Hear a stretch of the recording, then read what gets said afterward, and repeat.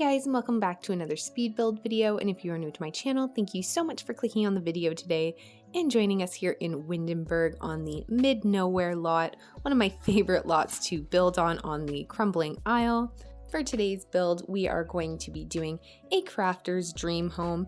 This is actually classified as a small home. It is exactly 100 tiles and it is 4 stories. So it's a pretty big looking home, but each floor kind of has its own use. So I thought that would be a cute video for today's build, but I just quickly would like to shout out Sadie Sims, who is pretty much the reason I'm building this, because I watched her tiny tinker home video that she did about a year ago for the tiny living contest, and oh my gosh, I just fell in love. I thought it was so cute, and of course I didn't want to do exactly like hers and kind of made it my own style. So instead of a tinker's home, mine is for a crafter sim. I know it's not that different, but I thought for my style, it's really floral, and I don't know, there's a bunch of that kind of stuff in it because you know me with my landscaping. So I thought that would be really cute to add into this house later on in the build. But Sadie's videos are really inspired by like Disney and video games and stuff like that. So if you like those kind of builds, definitely go check her out. Her channel is amazing. There are beautiful Disney castles and different things. That's her style, and she builds on huge lots. So they are fantastic. Nice long videos. So if you actually want to listen to somebody for a long time and just enjoy watching them build, her channel is fantastic. I love it. But yeah, if you're interested, that will be in the description below, as well as my tray files for this build as well. So go check that out if you're interested. But now more into the build here. I am just finishing off the shell here. As you can see, it's a 4-story, so sorry about the camera angles. It's really hard to get that large of a house in all the shots, so I tried my best, but sometimes it does go a little crazy. And I went with a 2-toned style for the paint. I went with a green base with the rock foundation, and then for the top I went with a wooden look. And I used these large windows throughout. They're all from the same pack, but they're just a little bit different, just to give a bit more variety. And some are large, some are small, and some are rounded. I just thought that was better to cover the exterior. I don't know, just for a crafter and kind of give it the look that she did. She made this house herself, or whoever's living here made it themselves, and doesn't really care what it looks like because they're just really happy that they were able to accomplish all this just making it by hand. A very thrifty person, let's just say.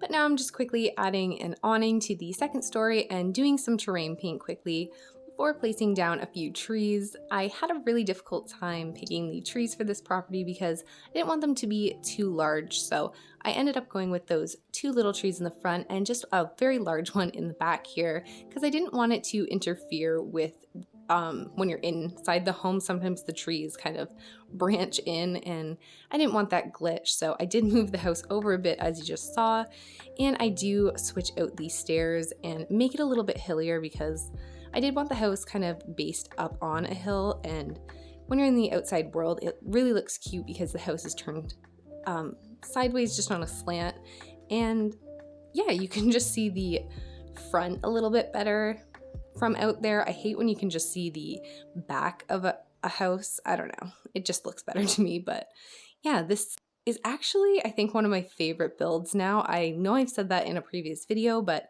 since then, I think this one is my new favorite because not only was it one of the most time-consuming ones to do, I just really loved the style of the home, and it just kind of fit my vibe. The interior aesthetic is just really cute, and I don't know, it's just more homemade and natural looking. That's just so cute in my opinion. And this house has a lot of access points, so there's ladders all around the property and staircases on pretty much every floor, so getting around is not an issue. Many Sims can use each staircase, and there are no problems. The top 2 levels of the home actually have ladder access because they're too small to fit a little staircase, and I just really wanted to optimize the space that I had up there and definitely add a crafter's space at the very top of the house, so that's what I did.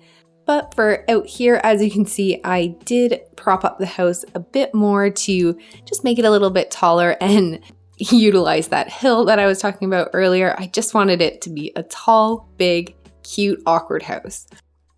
I also added that debug fence just to the front to really encase the property and give the house a main entry point before going ahead and placing down some flowers and bushes to do the exact same purpose, really, just encase that front area and just give it a nice walkway up to the front entryway of the house. But you can also use that second staircase there and go to the second story and access the living room if she wanted to. So I just thought that was really cute to give them a lot of access points. And actually right off to the left there is a ladder as well, so can get up to the second story that way if they wished.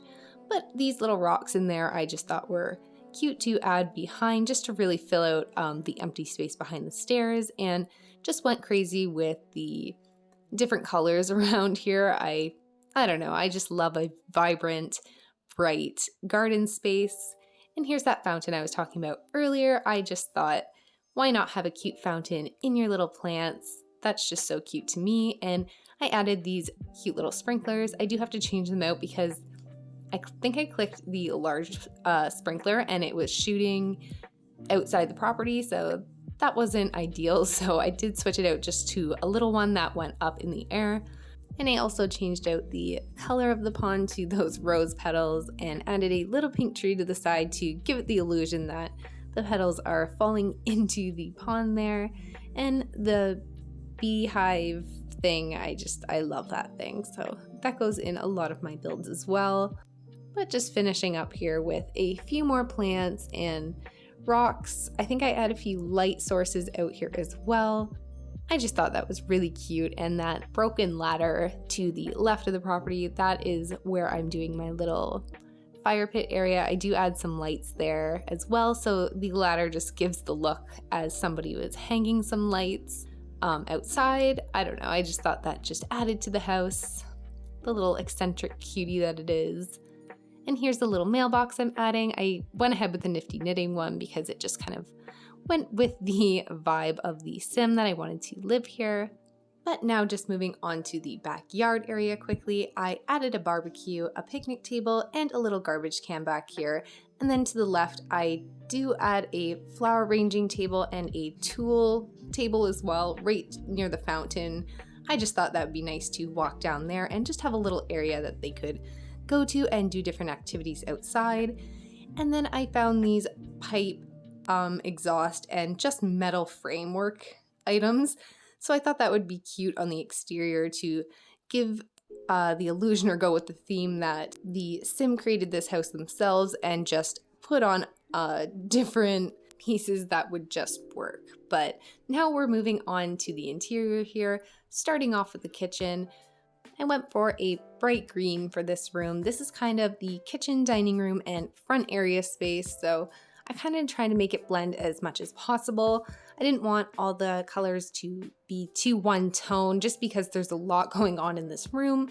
So I thought I did a pretty good job in switching out the colors to make the different wood tones and the different accent pieces match. Actually, not match because it's a crafter's home. So yeah, it was just kind of a random color assortment, which is something that I don't usually do. And it took me a long time to get this kitchen right. But yeah, I love how it turned out in the end, and I did play test and it works perfectly fine. I do have to add a little island in the center there, but it does work and they can prep all their food on there, so no worries with how much clutter goes on all of these cabinets. And when I was editing, I noticed that I filmed myself the entire time I cluttered up these shelves, and it was like 22 minutes of me just putting things in the kitchen. So I did cut a lot of this out because I did not want to have you sitting there for 20 minutes just watching me clutter up a kitchen. It's just not fun. So a lot of it did get cut out. You will see as I continue building here, the shelves just get a little bit more full as I go, but that is why I just didn't want to bore you. So keep that in mind. As I'm rambling here, I added the dining room table, just a circle table with 3 chairs around it, a little dog tent under the stairway, and added a dog dish and a garbage can just to the right of the kitchen area. And shifting over to the left here, I just went with a very cluttered entryway, added an umbrella stand, a little mirror, a broomstick just to the left side, and just those cabinets to make it look very full and cluttered. And now we are on the second story. This is the living room space. As you can see, again, another very, very bright wallpaper. You might see throughout the couple floors here that it changes from daylight to nighttime just because I wanted to see a little bit better, and at nighttime you can place objects just with a bit more light.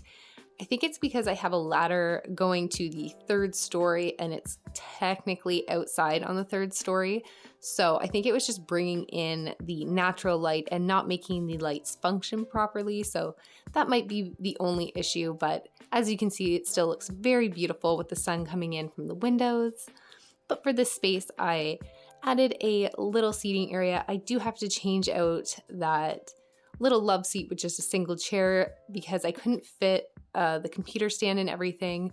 Where I put it now, the sim just could not get to it, so I had to just shift it and really clutter up the right side or the left side of the staircase there and just kind of make it a storage area and just flip the computer stand facing the right. So that will change. You'll see it in the screenshots. It's really cute, but I added that, I think it's a tiny living TV unit, and then the CityScape Plus bookshelf to the left of it. I do have to switch it to the right side because I wanted the CityScape fireplace up here. I just thought it would be really cute to have a fireplace up here as well, just keep it nice and warm. And yeah, this is me cluttering up the one side. I thought because it was an artist or a crafter sim, they'd have a lot of those bigger style canvases and stuff. But now I'm just finishing with a few more pieces of clutter in here, switching out that bookshelf and fireplace, and then moving on to the 3rd story. So this is the bedroom area, and there's a bathroom right to the left, so she didn't have to go down 2 flights to use the washroom. I think of realism when I'm building because I would hate to do that, so my sim would too. But as you can see, I just went with a canopy style bed, just a single for this space, a little hanging chair and a bookshelf and a dresser just so she can have a little seating area as well. I do put a guitar in here and a laundry basket, so you'll see those in the screenshots later on, adding this cute little pillow to the bed. And yeah, I do switch out the bed sheets as well just to kind of, I don't know, just make them a little bit more plain because the wallpaper is so bright. That's the Paranormal Pack wallpaper. I'm obsessed with it. It's one of my favorites right now, so that goes in all of my builds. And of course, a bedroom wouldn't be a bedroom without some string lights in my opinion, so went crazy with the string lights to give her a bit more personality and just make it look very cute. And now we are in her little bathroom area here. I went with the eco lifestyle toilets for this entire house, and then that big vanity sink and that huge shower head. I think it's called a, waterfall or rainfall shower or something like that. Those are my favorites, so I just thought that was really cute. I put some curtains around it just to kind of encase it, and I did add a bench to this one. So if you watched one of my last videos, I was complaining because after I was editing, I realized I had this huge open shower with nothing in it really. So this one I really cluttered up the inside of the shower and made it look really cute and still functional. But just finishing off this room with a couple more clutter pieces, I added a mirror there, and of course I have to add the bench to under the shower head as well. Before moving on to the last room of the build, I loved how this room came out. It is super cute and just great for somebody who is super creative and just wants to get away and go to their own space. So this is the 4th story. So There is ladder access here. I created a little seating area and that little archaeology table just on the left with an easel to the right, and then just really cluttered up the space with a few artistic clutter pieces, a few like different tool items. So if your sim were coming up here to relax, this would be a great space to actually get some work done and just be by themselves. As you can see, I put that little carpet there. I thought it matched perfectly with the surrounding aesthetic, and just placing a few little knickknacks here and there. I do add some beaded curtains. I believe the paranormal ones go up here as well. There they are. And yeah, that's pretty much it for this video, you guys. I really hope you enjoyed this crafter's little paradise home that I've built. Thank you so much for watching till the end if you have. Again, shout out to Sadie Sims for her amazing builds. This is what inspired me to do this one. Go check out her channel. It is amazing. I hope you guys have a great day. And as always, I will see you in my next video. Bye for now.